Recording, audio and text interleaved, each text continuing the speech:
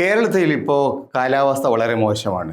കാറ്റിലും മഴയിലും ധാരാളം മരങ്ങൾ കടപുഴകി താഴെ വീഴുന്നുണ്ട്, കൃഷി നശിക്കുന്നുണ്ട്, വമ്പിച്ച സാമ്പത്തിക നഷ്ടം സംഭവിക്കുന്നുണ്ട്.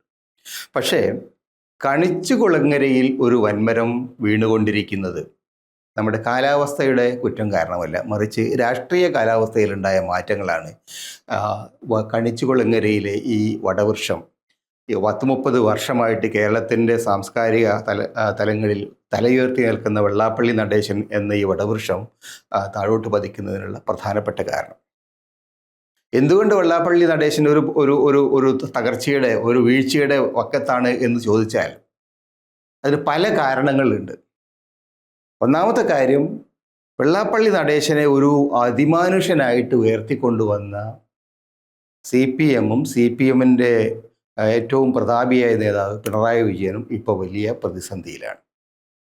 യഥാർത്ഥത്തിൽ VS അച്യുതാനന്ദന് ശേഷം പിണറായി വിജയനാണ് വെള്ളാപ്പള്ളിയുടെ ഏറ്റവും വലിയ പിന്തുണക്കാരനും സംരക്ഷകനുമായി നിന്നത്. ആ കാലത്തൊക്കെ തന്നെ പലതരത്തിലുള്ള കേസുകളിൽ അദ്ദേഹം പെട്ടിട്ടുണ്ടായിരുന്നു. പലതരത്തിലുള്ള ആരോപണങ്ങൾ അദ്ദേഹത്തിനെതിരായിട്ട് ഉയർന്നു വന്നിരുന്നു. മൈക്രോ ഫിനാൻസ് പോലുള്ള വിഷയങ്ങളിൽ ധാരാളം സിവിൽ കേസുകൾ ഉയർന്നു വന്നിട്ടുണ്ടായിരുന്നു. അതുപോലെ തന്നെ SNDP യോഗത്തിൻ്റെ തെരഞ്ഞെടുപ്പുകൾ അട്ടിമറിച്ചതുമായിട്ട് ബന്ധപ്പെട്ട ആരോപണങ്ങളുണ്ടായിരുന്നു.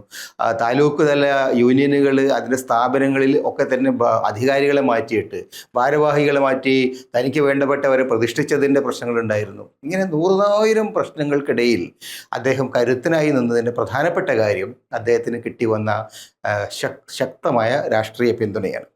അപ്പം ഈ രാഷ്ട്രീയ പിന്തുണ ഏതറ്റം വരെ പോയി എന്ന് ചോദിച്ചാൽ, വെള്ളാപ്പള്ളി ഒരു എല്ലാ തോണിയിലും കാലുവയ്ക്കുന്ന ഒരാളായിട്ട് എത്രയും കാലം കഴിഞ്ഞ 10-15 വർഷങ്ങളായിട്ട് നിലനിൽക്കുകയാണ്.